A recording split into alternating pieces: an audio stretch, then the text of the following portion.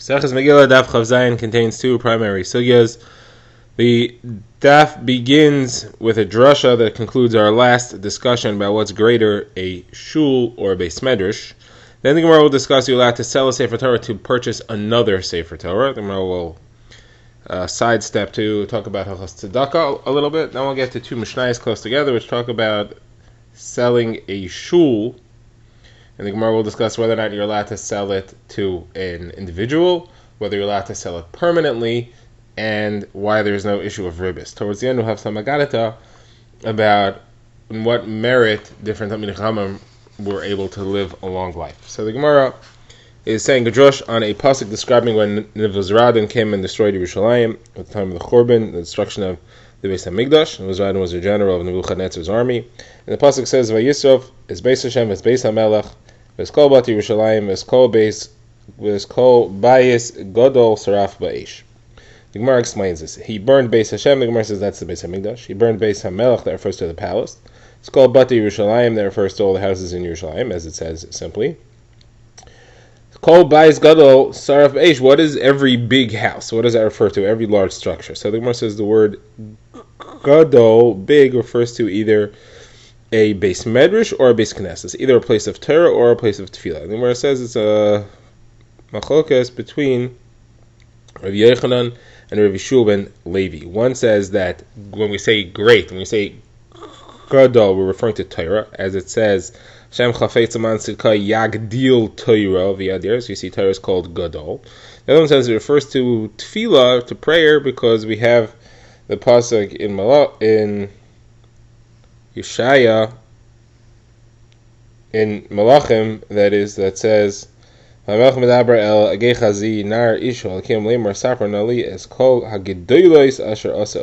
about all the gedolos, all the great things, the gadol that Elisha did. Now everything that Elisha did, he did through tefillah.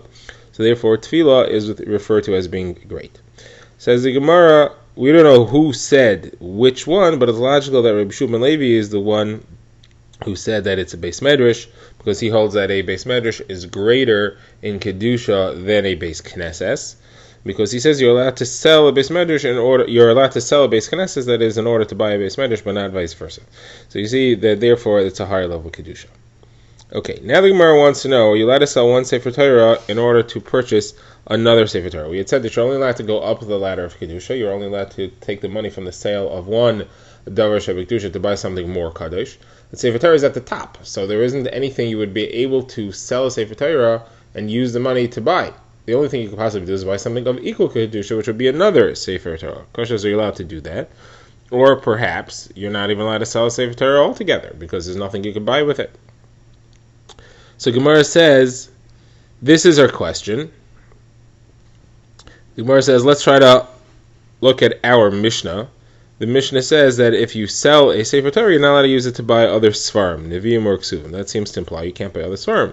But you could buy other Sefrei Torah. So the Gemara says, there it doesn't say that you're allowed to sell a Sefer Torah in order to buy other Sefer Torah. It says if you sold a Sefer Torah, you could buy other, you can't buy other Svarim. That implies that if you already sold it, then you could buy another Sefer Torah. However, that does not tell you that you're allowed to go sell it with that intention. Whether you're allowed to go sell, that's our question. If you sold it already, I agree you can use the money to buy another Sefer Torah.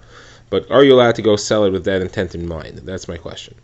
So the Gemara wants to prove, perhaps you can, from another halacha which is similar. It's not talking about using the money from the purchase of a Sefer Torah, or from the sale of a Sefer Torah. It's talking about using the wrapping of a Sefer Torah and the wrapping of other Svarim. And it has a similar principle. You can only use a wrapping, you can only increase the kedusha of the wrapping. You cannot decrease the kedusha of the wrapping. So if you have a wrapper of a navi, you could use it to wrap a chumash. That's a scroll that has only one of the 5 chumashim in it. That's higher kedusha than a navi, but less than a full Sefer Torah. And you could use a wrapper of a chumash to wrap a Sefer Torah. So that way the wrapper is going up in the kedusha. You cannot use the wrapper of a Sefer Torah to wrap a chumash, and you can't use the wrapper of a chumash to wrap a navi, because that is going down in kedusha. So Gemara says, so here the indication is that you can't use the wrapper of a Sefer Torah to wrap a chumash, but you could use the wrapper of Sefer Torah to wrap another Sefer Torah. Well, just like you could use the wrapper of Sefer Torah for something of equivalent Kedusha, you should be able to use the money of a Sefer Torah for equivalent Kedusha. The Gemara says, yeah, but there's a conflicting mashmayos over here, because it says that you are allowed to use the wrapping of a chumash to wrap a Sefer Torah. That would imply that you're only allowed to use the wrapping of a chumash to wrap a Sefer Torah, but you're not allowed to use the wrapping of another Sefer Torah to wrap a Sefer Torah. So here you have conflicting mashmas, conflicting implications, therefore you cannot prove anything from this either way. Alright, the Gemara says, let me bring another proof. From the halacha of stacking svarim on top of each other. So it says you're not allowed to put a sefer of lesser kedusha on top of a sefer of higher kedusha. Can't put a chumash on top of a sefer Torah. You can't put a navi on top of a chumash. However, the Mishnah explicitly says you're allowed to put a sefer Torah on top of a sefer Torah should you need to. That's the case, so then you should also be able to allow to exchange one sefer Torah for another by selling one and buying another. Someone says no, not a proof. Stacking you have to be able to do, because when you roll a Sefer Torah, each layer of the actual scroll is lying upon the layer beneath it. So there's no way to possibly have a Sefer Torah that doesn't have layers upon layers of Sefer Torah resting on top of each other. That's why you're allowed to put one on top of the other. But to say that you could sell it and use the money to buy another one, that is not a proof at all. Alright, the Gemara wants to try to bring another proof here. The Gemara says that Rabbi Bar Chana, says the name of Rav Yochanan, the name of Shimon ben Gamliel, a person is not allowed to sell an old Sefer Torah in order to buy a new Sefer Torah. So there you have it clear, straight out. Shimon Gamliel said, you're not allowed to do it. Someone says, no, that's different. Over there, we're saying that you shouldn't sell it and use the money to hire somebody to write a new Torah or to commission the writing of a new Torah, because we're afraid that you may end up never doing it, and you'll have gotten rid of one Torah and you won't have another one in exchange. I'm asking if you have the other one's already there. It's written, it's waiting to be sold to you. You want to buy yours, you want to sell yours and buy a new one. So there's no question of it not happening. That's my question. Are you allowed to do that or not? Okay, let's try another proof. Rav Yochanan says the name of Rabbi Meir. You're not allowed to sell a Sefer Torah for any purpose except to learn Torah or to marry a wife. Those are two things that are important for the keeping of Torah and for the learning of Torah. Rashi explains selling a Sefer Torah to use the money to learn means to support yourself while you're learning, in order that you should be able to learn. But what do you see here is that you're allowed to sell a Sefer Torah in order to be able to do something equivalent to a Sefer Torah, such as learning it. So the Gemara says, no, it could be that learning is actually a higher level Kedusha than buying a Sefer Torah, because learning gets you to actually do the mitzvahs that it says within it. Marrying a wife also is a fulfillment of the purpose of creation, because Hashem says you have to populate the world. So these things are higher level, but to sell one to purchase another, which is equal level, it could be that you're not allowed to. Alright, the Gemara now quotes a brisa. It says a person should not sell a Sefer Torah even though he does not need it anymore. Says the Gemara, even if somebody doesn't have what to eat, and he goes and he sells a Sefer Torah, or he sells his daughter as a maidservant, he may get what to eat for now, but he will not have a siman bracha from it in the end, meaning whatever money he gained, he's going to end up losing in the long run. Alright, this concludes the Gemara's discussion of this. Now, the Gemara goes back to, we refer back to our last Mishnah, where we said that you're not allowed to use the money that you get from selling a Sefer to buy something of lesser Kedusha. You're also not allowed to use the leftovers from a Sefer to buy something of lesser Kedusha. So the Gemara says that Rava says that's only talking about where you sold a Sefer. Let's say you sold a Sefer Torah, or you sold a Chumash.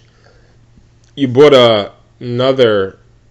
a Sefer Torah with it, and you had money left over. So that money you can't use for something of lesser Kedusha. It's left over from the proceeds of the sale of a Sefer. However, if you collected money in order to write a Sefer, and you didn't use all the money, that leftovers you are allowed to use. That doesn't get Kedusha just because you collected it for that purpose. You're allowed to use it for something of lesser Kedusha. So now the Gemara says Abaye has a kasha. Abaye asked that it says that it says that this is only if you did not make it tanai. You're only not allowed to use the kadosh money if you didn't make it tanai. You didn't make a condition. However, if you made a condition, if you made a stipulation, you're allowed to buy a duchsusya with it. The Gemara will explain later what a duchsusya is. So when it says, now what are we talking about over here? What leftover money are we referring to? If we're referring to the money that you got from a sale, so what do you mean you made it tanai? Well, you sold a thing. What tanai is there for you to make? It has to be referring to where you collected it. And we see clearly that if you collected and you didn't make a condition at the time of collection that you're allowed to use the leftovers for whatever you want, then it gets an automatic kedusha. That's a kasha on your halacha, because you said that without a tanai you're allowed to just use it for whatever else you want. Here it says it's only if you made a tanai that you're allowed to do that. Someone says, no, you misunderstood this. It's not referring to where you collected it. It's referring to where you sold. And the tanai that you can make is that you can make a tanai in the presence of the 7 trustees of the city, in the presence of the entire congregation. We'd seen that halacha. You make a condition when you sell something, if it's in the presence of the leaders and the entire tzibur, then you're allowed to use it for whatever you want. That takes the kedusha off the money. Then you're allowed to use it for whatever you want. That's what we meant by a tanai. So if you didn't make it tanai, then you're limited to the halachas. If you did make it tanai, that's what it's referring to. The money that you got from the sale doesn't have kedusha, and you're allowed to use it for whatever purpose you want. All right, the Gemara wants to know what's a duchsusya. So the Gemara says that Abaye asked somebody who used to organize mishnayos in front of Rav Sheshes. He said, "Did you hear from Rav Sheshes what a duchsusya is?" He said, "Yeah, I heard that it's the town rider. It's a person who rides on a horse to go bring messages around, and we need him to bring messages often to the king or to the governor. So you're allowed to pay his salary." That's what we're referring to when we say duchsusya. It says Abaye, anytime a chacham who doesn't know what a word is, doesn't know what something is, he should spend time with someone who is frequent in the house of the chachamim, because he will have learned from that chacham what the meaning of that is, just like this example over here. All right, now the Gemara discusses a bit of Hilchas Tzedakah. The Gemara says that Rabbah says the name of Rabbi Yochanan, that if people from one city go to another city, and in that city they're collecting a tax for tzedakah, they're collecting a certain amount, mandatory, each individual to give, to support the people of the city there. Now, this person who's arrived from his town is in a quandary, because his priority in tzedakah is the people of his own town. He's supposed to give to the people of his own town. He doesn't have to give to the people of this town. On the other hand, he is obligated to give because he was here when a tax was being collected. So how do you handle this? So what you should do is he should pay the money to the local gabayim, to the local charity collectors. They shouldn't spend it. And when he's ready to leave town, he should ask for it back. They should give it back to him. And then he can take it and use it to support the poor people in his town. If we wait until he gets back to actually take the money, he's probably not going to end up giving it. That's why we say, no, give it here, and then you'll take the money before you leave. All right, the Gemara has an incident where Rav Huna decreed a fast day, and there was Rav Chana bar Chani Loi, and when he was there, they put a tax to support the poor in a very similar case, and he paid it. And when he was leaving, he said, "Give me back the money so I could support the people of my town." So he said, "No, I'm not giving it back to you." And the reason is because that halacha is limited. It's limited to a place where you do not have a Talmid Chacham who's running the charity. But here, I'm running the charity, and therefore we know it's going to be distributed properly, and I don't give it back to you for your town. Not only that, but I'm also responsible for the charity in your town, because I give to more than, I take care of more than just my town. I take care of my town and your town, and therefore, by you giving to me, you're even helping your own town. You don't need to worry about it. Okay, this concludes the Gemara. Now we get to Mishnah. Mishnah discusses the sale of a shul. So we have two Mishnayos, one after the other, in quick succession, discussing the sale of a shul. The first talks about we want to sell a shul to an individual. So the Mishnah says, Machlokes, according to Rabbi Meir, you're not allowed to sell a shul to an individual. According to Chachamim, you are allowed to sell to an individual. Says the Mishnah, the Chachamim said that we have a proof. Because if you tell me I can't sell shul to an individual, what's your reasoning? Because it's losing kedusha. It's going down from the kedusha of being used for a tzibor, for tefillah with tzibor, for minyanim, to just be used by an individual. He's going to do his own private tefillos there. It's losing the dvarim shebekdusha that happen in a public shul. Well, guess what? If you have a large town that sells a shul to a small town, they're going to have less dvarim shebekdusha here also. There'll be less people. There'll be less minyanim. So, just like, if your argument is correct, there's no end to this. That's the end of the Mishnah. Now, the Gemara comments, the Gemara says, the Taina of the Chachamim seems to be a good Taina. What's Rav Meir going to answer to that? Gemara says he's going to answer is different. If you're selling to an individual, you're not going to have any Kedusha. You're not allowed to lose Kedusha. You're not going to have any Minyanim there. If you sell from a big town to a small town, you'll have less people by the Minyan. Not such a big deal. And the Chachamim don't accept it though. They say no, but because we have a concept of Rovam Hadras Malach, that it's greater Kedusha, it's greater import when you have more people there, and therefore you're losing that when you sell to a small town. You shouldn't be able to do that according to your argument, and the fact that you are able to do that proves we're not worried about the shul having less things happening in it, even if it's not going to have any minyanim at all. Okay, now we get to the next Mishnah. This Mishnah discusses selling a shul, and what use you can put the shul to afterwards. So as we have seen, generally when you sell a shul, the kedusha goes on to the money, and we're worried about what you do with the money. There are limitations to what you can do with the building also. And then we have two machlokes in here. First of all, is it allowed to be a permanent sale? So Rabbi Meir holds it's not allowed to be a permanent sale. It's degrading to a shul to be sold permanently. It's always a reversible sale. Should the seller ever want the shul back, you have to give it back to him. Chacham disagree. No, they say it's allowed to be sold permanently, not a problem. Second machlokes is can you use it for four degrading uses? Can you use it as a bathhouse, as a tannery, as a mikvah, and as a beis hamayim, which Rashi says either means a laundry or it means a urinal. So Gemara says, so the Mishnah says that's a machlokes as well. Rav Yehuda says, well, firstly, Chachamim say you're not allowed to sell it for any of those four things. It can't be sold for a degrading use like these four. Rabbi Yehuda says, no, there's a way around it. You just sell it as a general yard, as a general use, and then the buyer, you didn't sell to him for that purpose, but once he owns it, then it's his, he can do whatever he wants with it. Okay, the Gemara begins. The Gemara has a question on Rabbi Meir. According to Rabbi Meir, the sale of shul is reversible. Now, if you're going to reverse the sale, the seller will have to return the money to the buyer. If that's the case, then it turns out that money was really loaned. The buyer lent the money to the seller the entire time that he owned it, and then he had to give it back. So it was loaned. But in the meantime, who used the shul? So it was used by the buyer. It means that the buyer is getting back his money, plus more use. That's interest. That's ribis. That should be forbidden on the concept of ribis. So why is it allowed? So Gemara says Rabbi Meir holds like Rabbi Yehuda. Rabbi Yehuda holds that something called tzad echad beribis, which is permitted. Tzad echad beribis means you do an action, an activity, which may end up being interest earning or may end up not being interest. Both possibilities exist. Says Rabbi Yehuda, it's permitted to do that, even if it ends up earning interest. Not a problem, because when you did your original action, it wasn't clear what was going to end up happening. The Gemara introduces a brisa, which discusses this halacha of tzad echad beribis, when you have two possibilities, one of which may come out to be ribis. The case is where somebody lends money to someone else, and the borrower says to the lender, I'm giving you my field. If I don't pay you by X date, you will collect the money from the field. You will get to keep the field. Says the brisa, who uses the field in the meantime? If the borrower is using the field, everything's fine, because if he pays, fine, the guy got his money back. If he doesn't pay, then he collects the field. He doesn't get anything else besides the field, which is the value of the money that he owed. If, however, in the meantime, the lender who's holding onto the field gets to use it, then you have two possibilities, one of which will contain ribis, because the lender will get back more than he lent. What's that? How does it work? So if the lender is using the field the whole time, and the borrower ends up not paying, so then he gets to keep the field. So all he got out of it was a field. The usage that he got for the field in the meantime is part of the field. If, however, he ends up paying him in cash, so in the meantime he got all the fruits that are produced by the field, plus he gets back a full amount. All the cash that he lent, he gets back. So he's getting more. So this is tzad echad beribis. One possibility may turn out to be ribis. This is a machloges, the Brisa says.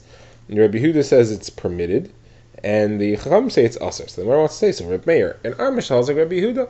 You're allowed to do this similar situation where here the person who bought the shul ends up getting the usage of the shul plus his money back in the end. Says Gemara, we have a different explanation of that case. And before that, the Brisa itself has a discussion between Rabbi Meir and Rabbi Yehuda. The Brisa says that between the Chachamim and Rabbi Yehuda, that is, Rabbi Yehuda says it was an incident that happened. This exact case happened with a person named Vaisos ben Zainon. He gave his field to someone as payment for a loan if he doesn't pay it by X date, and he didn't pay. And the story came before Rabbi Elazar ben Azariah, and he allowed it. Now the case there was, says Rabbi Yehuda, that the lender was the one who got the usage of the field. He's the one who got the produce of the field. So it was tzad echad beribis. So you see that you're allowed to do that. So Gemara says that the Chachamim answered, and he says, no, you got the case wrong. It was not the lender who got to keep the fruits, the produce of the field there. It was the borrower who did it. That's why it was okay. All right, now, Rava says there's another explanation of what this machlokes might be. It might not be because of tzad echad beribis. It might be that the lender will end up having to return the value that he got from the field. If he ends up getting paid, he'll have to return the value of the field. If that happens, though, he's trying to undo ribis that he got before, because he got the produce of the field, he gets paid now, and he's going to end up returning what he took. That's ribis that he got, and he wants to give it back. The question is, does that undo the ribis? You took ribis and you give it back. Is that not an avera, or is that an avera? Now you gave it back, but it still doesn't undo the avera. That's what this machlokes is. According to Rabbi Yehuda, that's mutter. According to Chachamim, that would not solve the problem. That would still be aser. Okay, that concludes the Gemara's discussion. Now, related to our Mishnah, the Gemara has another discussion. The Gemara says, Rabbi Yehuda says in the name of Shmuel, it's permitted for a person to urinate within 4 amos of a place in which tefillah happened. If somebody has davened in a certain spot, you're allowed to urinate 4 amos away from that. So the Gemara says, what? Well, what kind of chiddush is that? We had in our Mishnah, we had a discussion whether or not you're allowed to use a shul as a restroom, whether you're allowed to change it into a restroom itself. According to the Chachamim, you're not allowed to. According to Rabbi Yehuda, you are allowed to if you make it into a chutzner first. But everybody would agree that a temporary place doesn't get kedusha just because a person stood there and he davened. There's no kedusha there. So why wouldn't you be allowed to urinate 4 amos away from that? Now the Gemara has a similar conversation that also has a similar kasha. The Gemara quotes a Tana that Rav Nachman said, a brayta that Rav Nachman, that somebody said to Rav Nachman, that somebody who was davening and he needs to use the restroom, he should go 4 amos away from where he davened, and then he's allowed to urinate. And somebody who urinated should go 4 amos away from there, and then he's allowed to daven. Now, we understand that somebody who urinated has to go 4 amos away in order to daven, because you have to move 4 amos away from urine in order to be able to say tefillah. However, why should you go 4 amos away from the place that you davened in order to urinate? You want to say there's kedusha in the place that you davened? If you do that, then all of an Arada has kedusha, because people walking around said tefillahs of all kinds all over. So Gemara says, no, we have to change it. What it means to say is you should wait the time it takes to walk 4 amos. Somebody who daven should wait the time it takes to 4 amos before he urinates. Someone who urinates should take the time it takes to walk 4 amos before he begins to daven. Now that we understand, the Gemara says, because there's still drops hanging on, in order for all the drops to fall off, he should wait the time it takes to walk 4 amos. But why should somebody wait after tefillah in order to urinate? What's the point in that? The Gemara says because the words of the tefillah are still moving his lips. He's still involved in it. It takes some time for it to move on. Alright, now on a similar topic, the Gemara introduces why certain people lived a long life. So the Gemara says that the Talmidim of Rabbi Zakkai asked him, in what merit did you live long? He said, because I never urinated within 4 amos of a place of tefillah. Also, I never nicknamed anybody, and I never missed Kiddush on Shabbos, Friday night Kiddush. Now that wasn't so easy, because he says I once didn't have any wine, and my mother was an old lady, she had a very valuable headscarf that she sold in order to be able to purchase wine so that we could make Kiddush that Friday night. And the end of that was that the guy bracha as a result. When she died, she left him 300 barrels of wine, and when he died, he left his kids 3,000 barrels of wine. The Gemara now quotes another story that shows Mesiras Nefesh for Kiddush wine. The Gemara says Rav Huna appeared before Rav wearing a belt made of grass. So he said, what's with that? What happened to your normal belt? So he said, I didn't have money for Kiddush, and I borrowed, and I gave my belt to the lender as a collateral, and that's why I don't have anything. So he says you should have a bracha, that you should be clothed completely in the silk. You should be so rich, you should be clothed in silk. So the Gemara says that the story happened, that Rav Huna made a wedding, and his daughters-in-law all wore silk garments, and he went to sleep. They didn't see him, and they ended up dropping their dresses on top of him, and he ended up being totally covered in silk at that time. So when Rav heard how his bracha was fulfilled, word for word, he was upset that he didn't say v'chein lamar. He said, why don't you bless me in return and say the same thing should happen to you? All right, now the Gemara says that the Talmid Master of Elazar ben Shemua, in what schos did you live a long life? So he said, I never took a shortcut through a shul.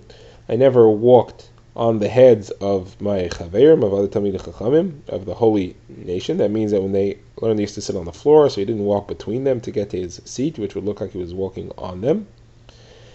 And I also never did Birchos Kohanim without a bracha. I always made sure to say a bracha before Birchas Kohanim.